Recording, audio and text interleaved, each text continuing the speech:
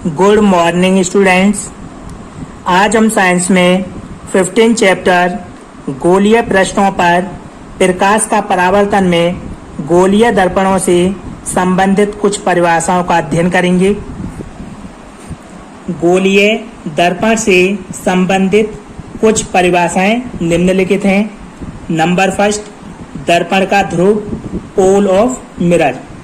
गोलीय दर्पण के परावर्तक पृष्ठ के मध्य बिंदु को दर्पण का ध्रुव कहते हैं। इसे P से प्रदर्शित किया जाता है।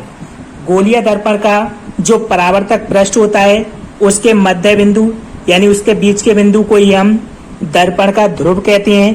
इसे हम P से प्रदर्शित करते हैं। जैसे कि हमें यहाँ एक अवतल दर्पण दिया गया है, इस पर हमने उभरे हुए तल पर पॉलिश कर दी है और इसके दबे हुए पृष्ठ को हमने परावर्तक पृष्ठ बना दिया है।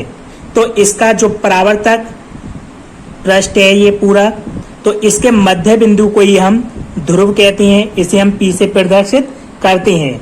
इसी तरह से उत्तल दर्पण में आप जानते हो इसमें इसके दबे हुए पृष्ठ पर पॉलिश की जाती है और इसके उभरे हुए पृष्ठ को हम परावर्तक तल बना देते हैं। तो इसका ये परावर्तक पृष्ठ है।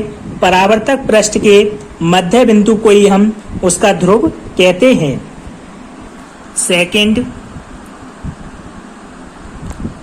वक्रता केंद्र, सेंटर ऑफ कर्वेचर। गोलीय दर्पण का परावर्तक पृष्ठ जिस खोखले गोले का भाग होता है उस गोले का केंद्र गोलीय दर्पण का वक्रता केंद्र कहलाता है। इसे C से प्रदर्शित किया जाता है। गोलीय दर्पण का परावर्तक पृष्ठ जिस खोखले गोले का भाग होता है उस गोले के केंद्र को ही हम गोलीय दर्पण का वक्रता केंद्र कहते हैं। इसे हम C से प्रदर्शित करते हैं। जैसे कि ये अवतल दर्पण किसी खोखले गोले का भाग होगा जिसे हमने यहाँ से यहाँ तक काट दिया। तो ये दर्पण जिस खोखले गोले का भाग था उसके केंद्र को ही हम इसका वक्रता केंद्र कहते हैं। इसी प्रकार उत्तल दर्पण में भी ये किसी खोखले गोले का भाग होगा। इसे हमने काट कर दर्पण बना दिया और इसके तल पर हमने पॉलिश करके और दूसरे पृष्ठ को हमने परावर्तक तल बना दिया।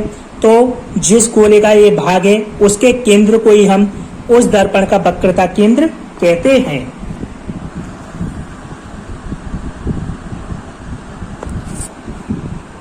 थर्ड, वक्रता त्रिज्या, रेडियस ऑफ कर्वेचर।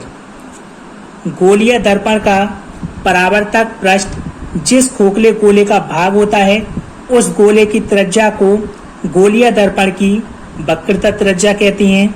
इसे r से प्रदर्शित किया जाता है।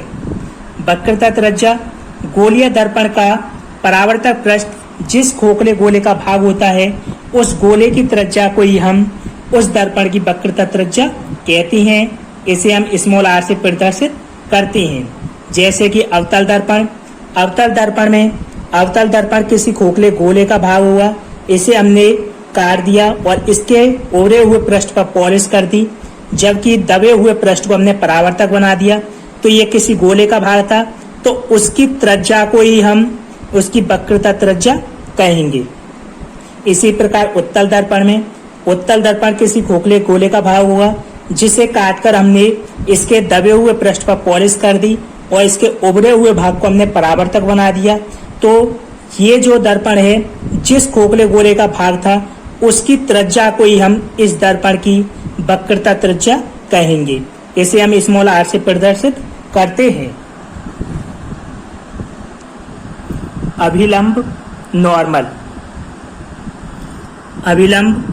गोलीय दर्पण के किसी बिंदु को वक्रता केंद्र से मिलाने वाली रेखा उस बिंदु पर अभिलंब होती है।